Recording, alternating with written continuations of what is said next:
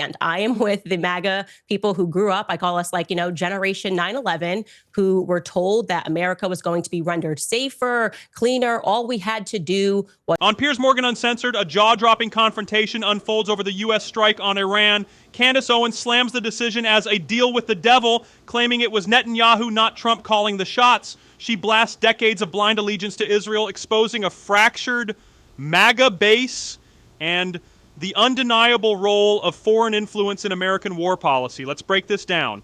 Agreed to go to, well, ironically, war with Iraq because of weapons of mass destruction. It's all of the same rhetoric dating back to 9/11, all of the same tactics of trying to smear people who are against this war as supporting jihadists. It is not my business to affect a regime change in Iran. It's simply not our business. It doesn't impact us one way or the other. And we also are completely done with the idea that with these decades-long idea that we're doing it to spread democracy because we believe in international liberalism. There was no imminent threat to the United States when Trump made this decision to do what Bibi wanted. And I want to be clear here. This was not Trump's decision. It was Bibi Netanyahu's decision. And that is the reason that he did it. On Piers Morgan Uncensored, a jaw-dropping confrontation unfolds over the U.S. strike on Iran. Candace Owens slams the decision as a deal with the devil, claiming it was Netanyahu, not Trump, calling the shots. She blasts decades of blind allegiance to Israel, exposing a fractured MAGA base and the undeniable role of foreign influence in American war policy. Let's break this down. And we're very aware that Israel is dictating our foreign policy, and we would now like that to stop. Okay, but you wouldn't disagree, presumably, that Iran has been the main sponsor of terrorism in the Middle East through the Houthis, through Hezbollah, through Hamas. I mean, that's widely accepted and recognized. They've done Widely accepted. No, that's just kind of... Really? You don't think they have? Has been a terrorist state. Okay, Israel right now is imparting a genocide and a Holocaust on the Gazan people. So I'm really over this idea like somehow Israel has the moral high ground and we have to get behind. Owens upends typical discourse by calling out Israel's actions in Gaza as genocidal, refusing to grant them moral immunity, a fierce taboo challenge in mainstream media.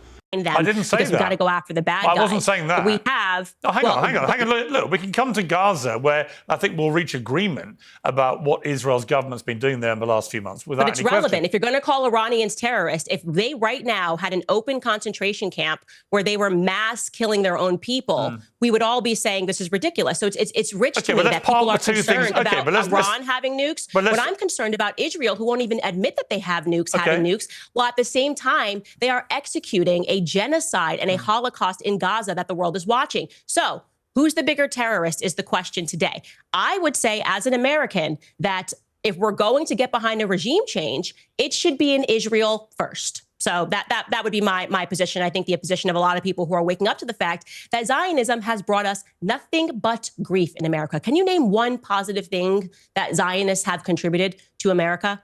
That us fighting these perpetual wars on behalf of Zionism has contributed to America? But can you also recognize that Israel, placed where it is as a tiny thumbprint in the middle of a region where you have massive countries full of a lot of people that want to wish them harm, and in the case of the terror groups like Hamas, Hezbollah, the Houthis, actually want to get rid of Israel and all Israelis altogether, can you accept that if you have a huge nation like Iran with 90 million people, and they are facilitating these terror groups to that purpose, that Iran has to defend itself? Now, I would not disagree with you about what has been going on in Gaza in the last few months. I've been very vocal in my criticism of that. Nor do I disagree, by the way, that it wouldn't help Israel if they did have regime change and Netanyahu wasn't prime minister anymore. So on those points, I think we have agreement. But I come back to the fact that the reason Trump has done this, I think, is that he has for a long time said Iran cannot have a nuclear bomb. I think he's absolutely right to believe that would be a pretty terrifying escalation of the power of a country that's been so wedded to terrorism in the region. And I think he took the action for that reason. So I don't really agree that he's only doing it because Bibi Netanyahu wants him to go along and do it. I think he's doing it because he believes it's in America's strategic interest that Iran does not have a nuclear weapon. Enough about 9 to 5. What about the most important bit, the 5 to 9? It should be the most comfortable part of your day, and today's sponsor can help. Cozy Earth's bamboo sheets are temperature regulating and designed to wick away both heat and moisture so you can sleep several degrees cooler. They're soft, breathable, and guaranteed to give you a more comfortable night's sleep. They also have high-quality breathable clothes for all-day luxury. You can try it all risk-free with Cozy Earth's 100-night sleep trial and a 10-year warranty. If you don't love their products, you can return them hassle-free, but trust me, you won't want it. Luxury shouldn't be out of reach. Go to CozyEarth.com and use code PIERS, P-I-E-R-S, for up to 40% off. Cozy Earth's best-selling temperature-regulating sheets, clothes, and more. You will feel the difference on the very first night. That's CozyEarth.com, promo code PIERS. Stay cool. It is not in America's strategic interest. There was no imminent threat. He could have taken this to Congress and he could have allowed the people's representatives to vote on whether or not nobody does it was that. in the American people. No president in living memory has, with almost zero exceptions, has bothered to get congressional pre-approval for military strikes. We know that. You know that. Yeah, we know that. And that's not okay. By the way, that's not okay. Obama did more strikes than anybody, right? Yes, I mean, Obama never asked anybody for any permission. I'm not an Obama supporter. Yeah, that doesn't make it okay. By the way, like that argument, just so we're clear, saying, well, we've been doing it wrong forever, so we should just keep doing it wrong is not an argument that it's right. I don't disagree with you about that. Okay, so I disagree with Obama doing it. I disagree with Trump doing it. Enough. And especially when what we're talking about is what could rise to be a nuclear war, right? We should have done things the right way. And he had indicated that he was going to wait 2 weeks, and then he didn't wait 2 weeks because Bibi Netanyahu, at least according to the Israeli press, if you believe it, said, we're not waiting 2 weeks. We want this done immediately. But I will say you are correct. He's not just doing this because Bibi Netanyahu demands it. He's also doing it because Miriam Adelson demands it. He took $100 million from Miriam Adelson. It was very clear what she wanted. She was clear that she wanted to annex the West Bank. So there was an imperialist plan that was put into place. And unfortunately, when you do a deal with the devil, you're going to have to eventually deliver the pound of flesh. And that is what Trump is doing, in my opinion. And more evidence of that is the fact when he tweeted that there could be a Trump hotel in Gaza. I mean, that was truly, in my opinion, the most inhumane thing he's ever tweeted. Well, I think it was pretty clear I think what he was doing there was pretty clear. He's saying he wants a better life for Palestinian people, a life where they have beaches, well, when you and they pair have that hotels, with Jared and they have golf Kushner courses. and Jared Kushner's private equity firm and their ties to what's happening in Israel, and Jared Kushner being on camera shortly after October 7th saying, wow, that property could be worth a lot of money, it makes me a little bit uncomfortable. It makes Americans a little bit uncomfortable. Now, you've asked me to come onto your show to explain to you how the now very fractured MAGA movement is feeling, and I'm telling you that, right? No, it's really. So honestly, I find the split in the conservative movement in America genuinely fascinating because it really is a genuine schism now.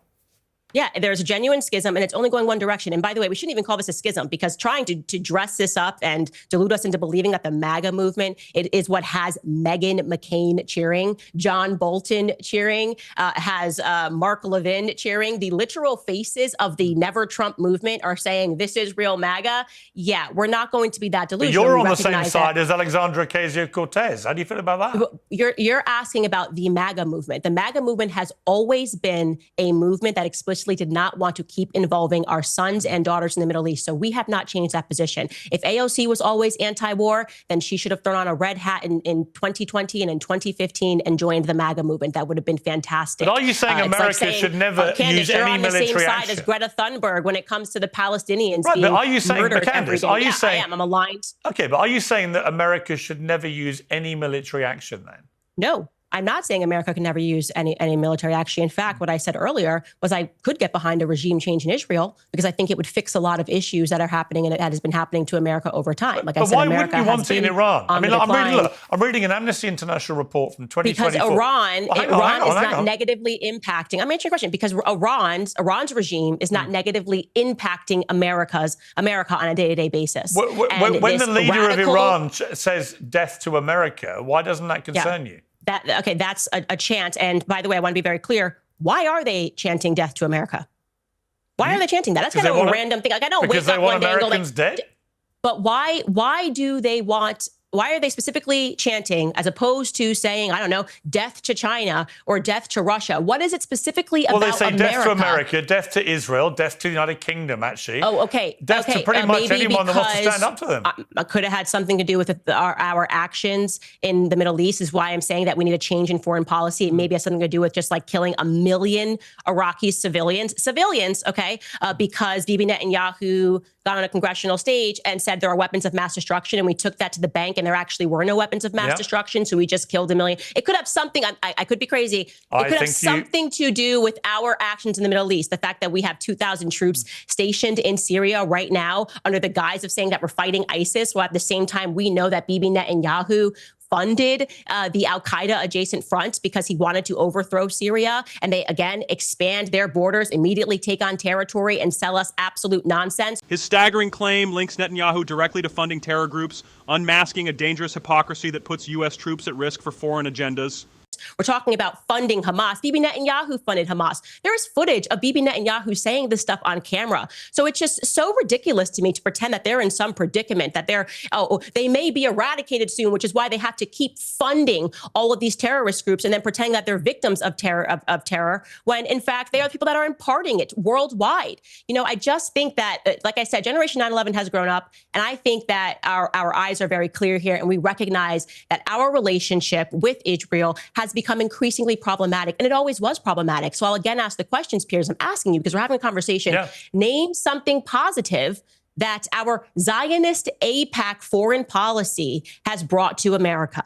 Well, I think the positive side of, if you want an answer about that, is that America has been Israel's steadfast ally because it recognizes as a country that Israel... Candace Owens lays bare a volatile truth. American military action in Iran is not about national interest, but rather fulfilling foreign demands that jeopardize U.S. sovereignty and safety. She highlights a deep rift within the MAGA movement about endless wars, exposing the dangerous entanglement with Israeli ambitions. This segment challenges viewers to question who truly benefits from these conflicts and warns of the devastating costs for ordinary Americans.